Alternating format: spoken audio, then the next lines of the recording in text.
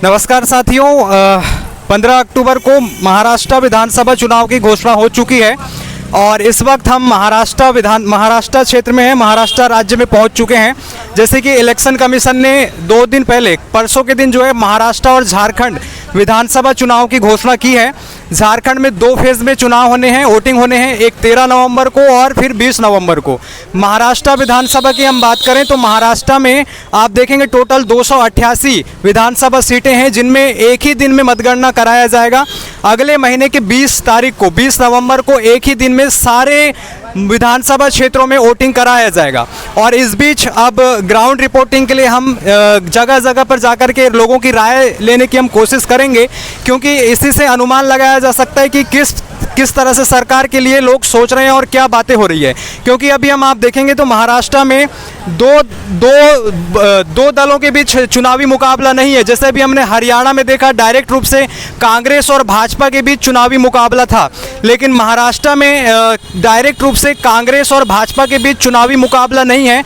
महाराष्ट्र में 6 पार्टियां गठबंधन में है, एक तरफ 3 पार्टियां गठबंधन में है, दूसरी तरफ 3 पार्टियां गठबंधन में, एक महाविकास आघाड़ी है तो एक महायुति है। तो उन सब चीज़ों के बारे में हमारे पास यहाँ चर्चा करने के लिए कुछ लोग हैं, इनसे हम बात करेंगे। तो जैसे कि मैंने बोला था कि चर्चा करेंगे, तो कुछ ये बताओ कि महाराष्ट्र में इस बार मतलब क्या सोच रही है जनता। मतलब महाविकास आघाड़ी एक तरफ है जिसमें एनसीपी है शरद पवार जी की, फिर उसमें शिवसेना है उद्धव ठाकरे जी की, और उसमें कांग्रेस भी है। तो इस बार कांग्रेस के गुट का समर्थन करने जा रही है जनता या फिर भाजपा के समर्थन वाली महायुति का समर्थन करने जा रही है। मतलब क्या सोच रहे हैं आप लोग इस बार?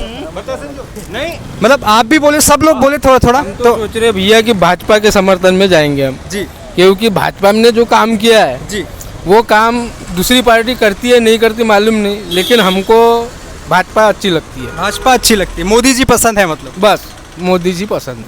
पिछले बार भी हमने देखा था 2019 का जो विधानसभा चुनाव था महाराष्ट्र, उसमें सबसे बड़ी पार्टी भाजपा थी, 105 सीटें जीत करके पहले नंबर पर थी। तो मतलब मोदी जी का जादू इस बार महाराष्ट्र में चलेगा? वो मालूम नहीं किसका चलता है, लेकिन हम समर्थन देंगे बीजेपी को। ये हरियाणा चुनाव जीते हैं इस वजह से तो नहीं है? अभी हाल ही में हरियाणा में उन्होंने जीता। हरियाणा का आ रहा और महाराष्ट्र का आ रहा। ये महाराष्ट्र का है, वो हरियाणा का है। हरियाणा में क्या सोचते हैं ये हम थोड़ी नहीं देखते। हम यहाँ की देखेंगे ना, महाराष्ट्र की देखेंगे। महाराष्ट्र का देखेंगे आप लोग? हमको हमारा जिला देखना है, अदर स्टेट में जाके थोड़ी ना बैठेंगे हम। हमको हमारा देखना है। आप क्या व्यवसाय करते हैं? गाड़ी है, गाड़ी वाला। किसानों के साथ भी उठना बैठना होता होगा, देखा होगा आप लोग ने सर?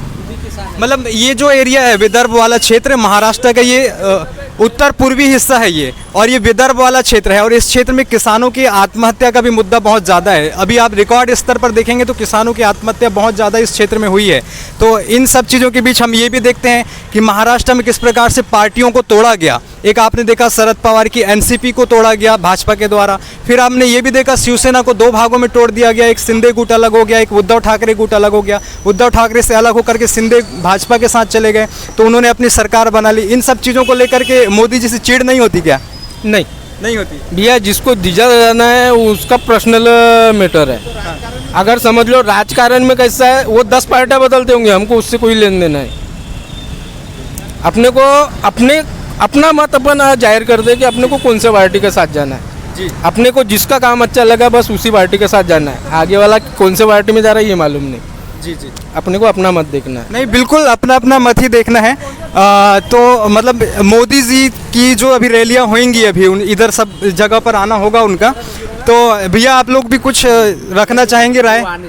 हाँ, आप थोड़ा सा तो आइए। नहीं थोड़ा सा तो आइए। नहीं आपको थोड़ा बोलना पड़ेगा, नहीं बोल रहे हैं। आप बताइए अंकल जी थोड़ा सा, महाविकास आघाड़ी या फिर महायुति किसको देखना चाहते? नहीं पार्टी पॉलिटिक्स से मैं आपको नहीं जोड़ रहा हूँ, मतलब आप अपनी विचार रखना चाहें कैमरा के सामने।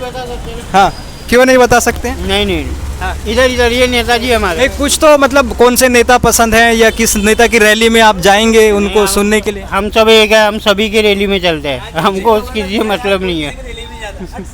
ये है हमारे नेता। हाँ ये है नेताजी। हाँ, क्या नाम लिखते हैं आप? नहीं राजकारण वाला काम नहीं, मैं अभी। हाँ इधर इधर भी आके बोलिए ना, थोड़ा सा बोलिए। आप मुझे ये बताइए कि अभी जैसे महाराष्ट्र में चुनावों की घोषणा हो चुकी है, 20 नवंबर को वोटिंग होने हैं। एक गठबंधन है महायुति की जिसमें भाजपा है, और एक तरफ है महाविकास आघाड़ी जिसमें कांग्रेस है, शिवसेना है उद्धव ठाकरे की। तो मतलब आपको कौन सी पार्टी की सत्ता में मतलब पसंद है? हम पहली बात तो ये सत्ता में हमारे को बैठना ही नहीं है। हाँ हमको सत्ता से कोई लेन देन नहीं है, हमको सिर्फ ऐसा हमारे काम से मतलब है। नहीं, वो तो सबको अपने अपने काम ही पार्टी का किसी का नाम नहीं लेंगे। क्यों नहीं लेंगे? नहीं, मैं पार्टी का नाम भी लेने नहीं बोल रहा हूँ, मतलब आपको मतलब ये पूछना चाह रहा हूँ। जिसकी गवर्नमेंट बैठेगी वो अपने हिसाब से काम करेंगे, हमारे हिसाब से कोई काम होने वाला है नहीं। चाहे वो बीजेपी बैठे, शिवसेना बैठे, कांग्रेस बैठे, कोई बैठे, वो अपने सिस्टम से काम करेंगे। हमारे सिस्टम से कोई काम नहीं होने वाला है। वोट तो हमको देना ही पड़ेगा ना। तो वो तो तारीख के ऊपर डिपेंड कर रहा है कि हम किसको वोट करेंगे। अभी कुछ नहीं बोलेंगे, मतलब अभी भी डिसाइड नहीं कि किसको वोट करेंगे। कोई यहाँ पे कोई डिसाइड नहीं है। पार्टी है, किसी ने किसी का विकास किया नहीं।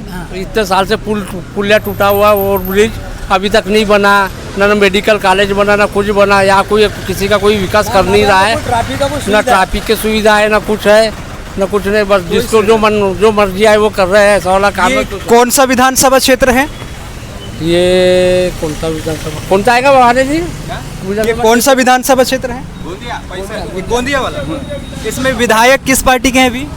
अभी स्वतंत्र विधायक है, मतलब इंडिपेंडेंट आप लोगों ने जिताए थे। ये तो अच्छी बात है कि इंडिपेंडेंट भी मतलब आप लोग विधायक चुन देते हैं, जिता देते हैं, ये तो बढ़िया बात है।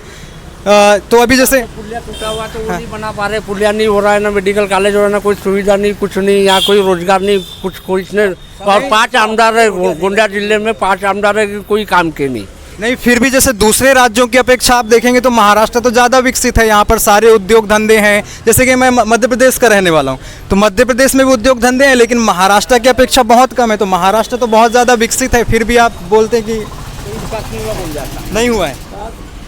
आने वाले टाइम में होगा या नहीं होगा, अभी जो हुआ, जो दिख रहा है उतना ही है, उसके आगे कुछ नहीं होने वाला। और अभी जैसे चुनाव से पहले भी शिंदे सरकार की कैबिनेट ने जो फैसले लिए, वो जो महिलाओं को 1500 रुपए देने अमल कब होता है? नहीं, वो लाडली बहन योजना चालू की, अमल कब होता है? वो तो देने लगे ना, पैसे देने लगे ना, अमल हो लेकिन गया। कुछ लोगों को अभी तक नहीं मिले, फिर कैसा करेंगे? कुछ लोगों को नहीं मिला अभी भी बैंक के चक्कर ही काट रहे, अभी भी बैंक के चक्कर काट रहे, उसके लिए कैसा करेंगे? अभी आज बैंक जाओ तो KYC बंद है, आज लिंक नहीं है, आज वो नहीं है, तो वो क्या काम धंधे छोड़ कोई काम थोड़ा करेगा? उसको तो अपना पेट पालना है।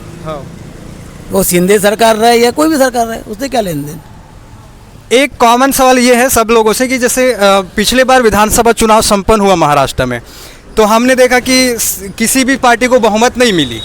तो बात आई गठबंधन की, किसी ने बहुमत साबित नहीं किया। शुरू में तो राष्ट्रपति शासन लगा दिए, फिर पता चलता है कि बीच में वो अपने फर्स्ट में कौन मुख्यमंत्री बन जाते हैं? देवेंद्र फडणवीस जी 3 दिन के लिए मुख्यमंत्री बन जाते हैं। फिर पता चलता है कि उनने बहुमत ही साबित नहीं कर पाए, बीजेपी के नेतृत्व में बहुमत साबित नहीं हुआ, तो फिर से राष्ट्रपति शासन की उम्मीद आ रही थी। लेकिन उसी बीच जो है उसके बाद जो है आपके उद्धव ठाकरे जी मुख्यमंत्री पद की शपथ ले लेते हैं, और फिर मुख्यमंत्री पद की शपथ लेते हैं नवंबर 2019 में, और मई 2022 तक वो मुख्यमंत्री रहते हैं। और उसके बाद फिर उनकी पार्टी टूटती है, एनसीपी टूटती है, भाजपा वहाँ शामिल हो जाती है, और फिर एकनाथ शिंदे जी को मुख्यमंत्री बना दिया जाता है। तो ये एक ही 5 साल में आप लोगों ने 3 मुख्यमंत्री देख लिया। तो इस पर मतलब आप कुछ राय रखना चाहेंगे, किसके नेतृत्व में अच्छी सरकार चली? बताइए ना थोड़ा, आपको मालूम है लेकिन आप बोल नहीं रहे हैं। आप मतलब बोल क्यों नहीं रहे, मुझे समझ नहीं आ रहा है। तो ये सारी चीज़ें यहाँ पर भैया आप लोग थोड़े युवा हो, तो आप लोग भी कुछ बोलना चाहें किसानों के मुद्दों पर, या किसानों के आत्महत्या वाले मुद्दे इधर कुछ देखने को मिलते होंगे ना, तो इन सब चीज़ों से कोई लेना देना नहीं है सरकार से। तो ये सारी चीज़ें हैं, और अभी हमने इस वीडियो में ये सारी चीज़ें आपको दिखाई है। यहाँ पे लोगों से हमने चर्चा की है पॉलिटिक्स पर, यहाँ की राजनीति पर, यहाँ की ग्राउंड रिपोर्टिंग पर। आगे भी हम अन्य विधानसभा क्षेत्रों में भी करेंगे। ये गोंदिया विधानसभा क्षेत्र है महाराष्ट्र का, और यहाँ पर जो विधायक हैं वो निर्दलीय विधायक हैं, यानी कि यहाँ पर इंडिपेंडेंट विधायक के तौर पर यहाँ पर प्रत्याशी चुने गए थे। अब इस बार देखते हैं कि यहाँ की जनता किसको वोट करती है और महाराष्ट्र किस ओर आगे बढ़ता है। ये धीरे धीरे करके स्पष्ट होगा भी ग्राउंड रिपोर्टिंग से, अन्य पत्रकारों की खबरों से। तो बने रहिएगा आप हमारे चैनल के साथ, पुष्पेंद्र पटले ऑफिशियल यूट्यूब चैनल के साथ। धन्यवाद, जय हिंद।